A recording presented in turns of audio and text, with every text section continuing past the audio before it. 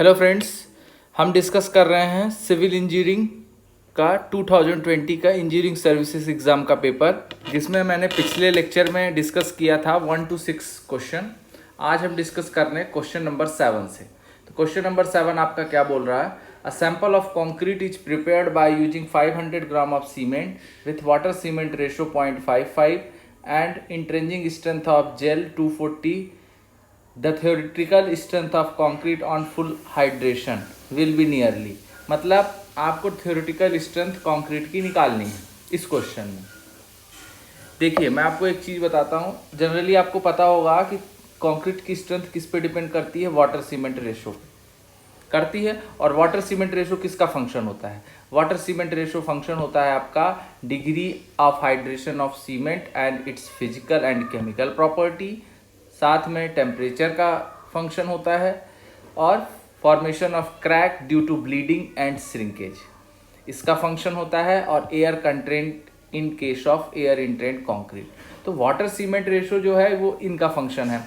और यहाँ पे जो हम बात कर रहे हैं वो बात कर रहे हैं हम किसकी? कि स्ट्रेंथ ऑफ कंक्रीट जो है वो जेल स्पेस रेशो पे भी डिपेंड करता है। किस पे डिपेंड करता है? Gel space ratio. और जेल स्पेस रेशो क्या होता है?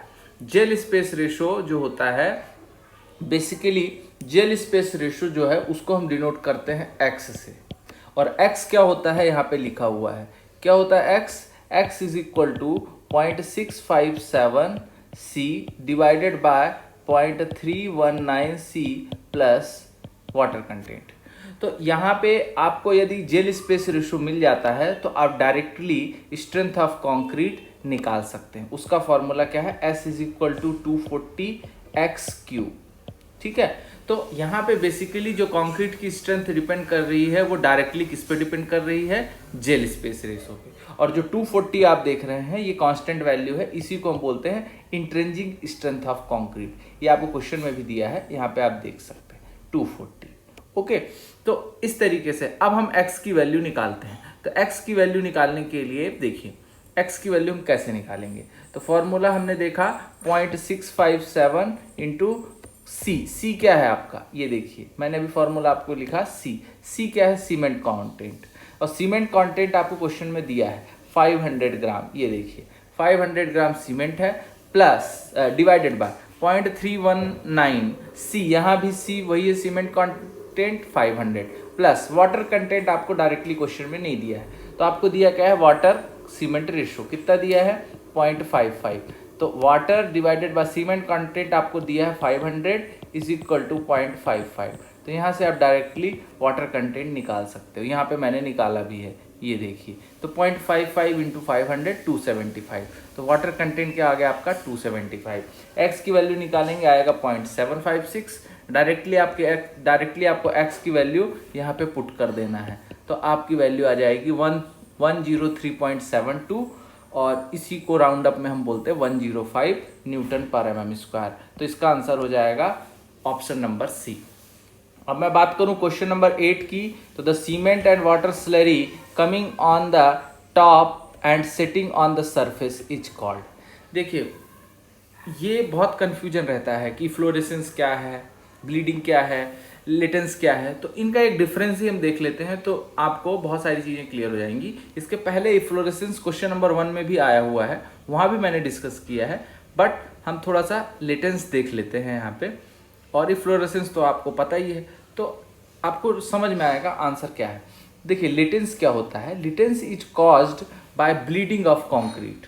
ब्लीडिंग ऑफ कॉन्क्रीट, ब्लीडिंग, यदि हम सिर्फ ब्लीडिंग की बात करें तो वो क्या होता है? Only water accumulate at the top of the surface, this is called bleeding.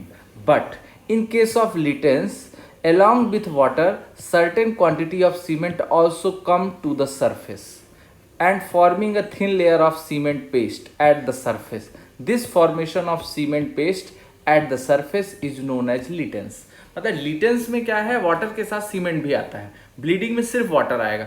जैसे ये डायग्राम आप देखिए, इस डायग्राम में ये जो आप देख रहे हैं this is the laitance, this is the लिटेंस।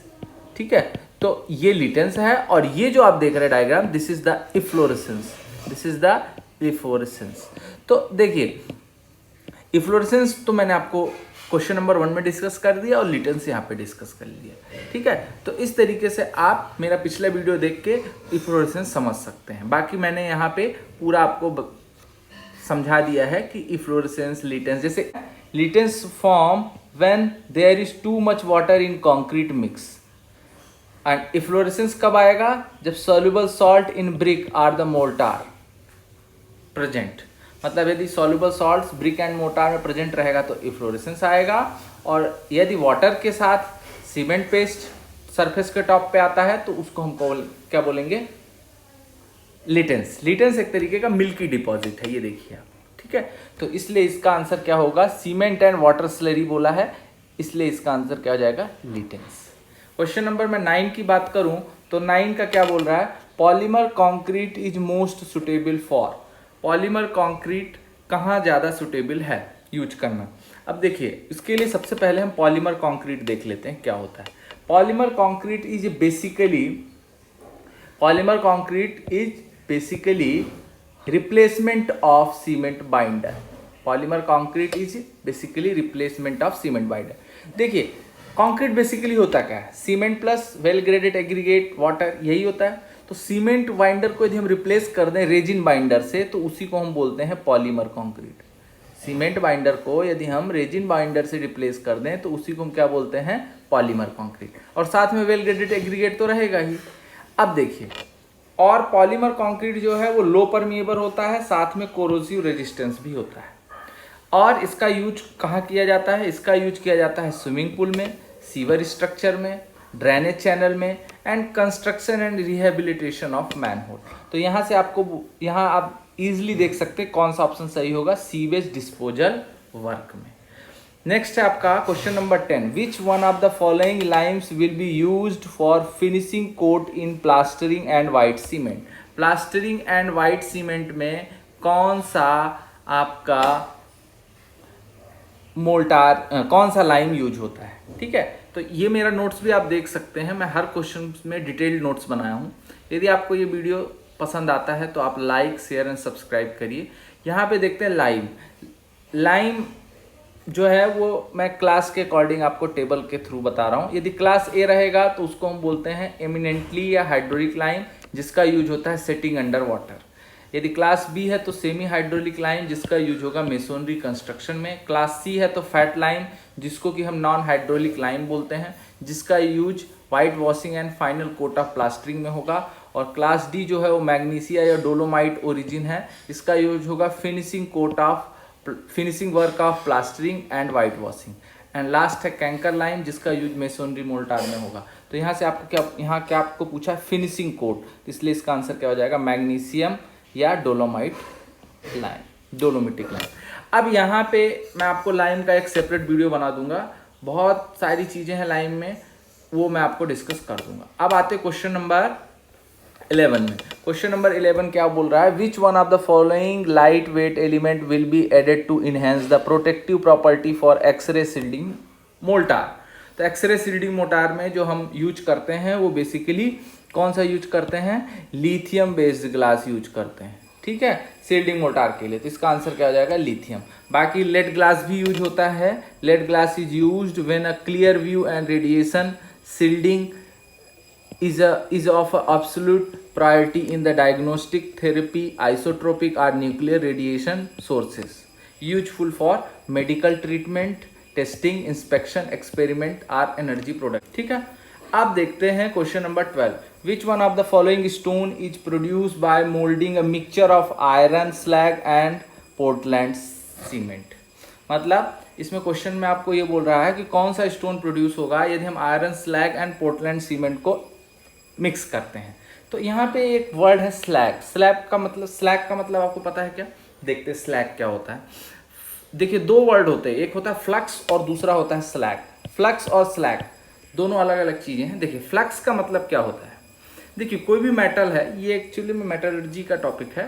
कोई भी मेटल है, यदि आपको उससे इम्प्योरिटी रिमूव करना है तो आप क्या करते हो, कंसंट्रेशन ऑफ मेटल और दूसरा कैल्सिनेशन ऑफ मेटल, दो चीज़ करते हो, तो इससे इम्प्योरिटी रिमूव हो जाती हैं। यदि इसके बाद भी इम्प्योरिटी रिमूव नहीं होती, still impurity is remaining in the metal for which remove impurity from matter use chemical which is called flux. मतलब यदि कंसंट्रेशन ऑफ मेटल और कैल्सिनेशन ऑफ मैटर से भी इम्प्योरिटीज रिमूव नहीं हो पाती तो हम क्या करते हैं, कुछ मेटल में हम कुछ इम्प्योरिटी रिमूव करने के लिए केमिकल यूज करते हैं, उसी केमिकल को हम बोलते हैं फ्लक्स। ये फ्लक्स क्या करेगा, इम्प्योरिटीज को अट्रैक्ट करेगा और जाके टॉप में जाके रेस्ट करेगा, तो हम उसको इजीली रिमूव कर पाएंगे। तो जो केमिकल इम्प्योरिटीज में ऐड कर रहे हैं हम, उसी केमिकल को बोलते हैं फ्लक्स, और फ्लक्स और इम्प्योरिटीज मिलके क्या बन जाएगा आपका स्लैग, और इसको हम इजीली रिमूव कर देते हैं। इसको बोलते हैं फिजिबल कॉम्प्लेक्स, तो स्लैग इसी को बोलते हैं। तो यहाँ पे बोला है आयरन स्लैग और पोर्टलैंड सीमेंट को मिक्स करने से कौन सा स्टोन प्रोड्यूस होगा, तो इसका आंसर है garlic stone. Number 13, when a round bar material with diameter 37.5 mm, length है आपका कितना 2.4 metre, Young modulus 110 giga newton per metre square and shear modulus 42, stretched for 2.5 mm, its bulk modulus. तो bulk modulus आपको निकालना है। तो दो फॉर्मूले आपने स्ट्रेंथ ऑफ मटेरियल में देखा होगा, एक E is equal to 3K1 - 2 mu और दूसरा है E is equal to 2G1 + mu. तो पहले हम E is equal to 2G1 + mu use करते हैं। यहाँ से देखिए E की वैल्यू है 110, 2 G आपको दिया हुआ है शियर मॉडुलस या मॉडुलस ऑफ रिजिडिटी 42, तो यहाँ से म्यू की वैल्यू आ जाएगी। फिर आप म्यू की वैल्यू यहाँ पे रख देंगे, ई की वैल्यू आपको पहले से पता है तो आपको के की वैल्यू मिल जाएगी। के ही आपका क्या है, के ही आपका बल्क मॉडुलस है, इसलिए इसका आंसर क्या आ जाएगा 96। क्वेश्चन नंबर 14 है, a punch of 20 mm diameter is use to punch a hole in 8 mm thick plate. If the force required to create a hole is 110 kilonewton, the average shear stress, तो average shear stress क्या होता है, force upon area. Force आपको दिया है 110 kilo Newton, उसको मैंने Newton में चेंज किया, 1000 से मल्टीप्लाई कर दिया, एरिया पाई dt होता है। तो पाई की वैल्यू तो आपको डायरेक्टली पता है, d आपको दिया हुआ है 20 और t भी आपको दिया है 8, तो यहाँ से आपका आ जाएगा 218.84। तो इसका आंसर हो जाएगा ऑप्शन नंबर सी। तो थोड़ा वीडियो लंबा हो गया, नेक्स्ट क्वेश्चन में क्वेश्चन नंबर 15 से आगे के क्वेश्चन में आपको नेक्स्ट लेक्चर में डिस्कस करने वाला हूँ। तो होपफुली आपको ये क्वेश्चन जो मैंने डिस्कस किया उससे आपने बहुत सारी एक्स्ट्रा इन्फॉर्मेशन आपको मिली होगी। तो यदि आपको ये वीडियो पसंद आता है तो वीडियो को लाइक करिए। धन्यवाद।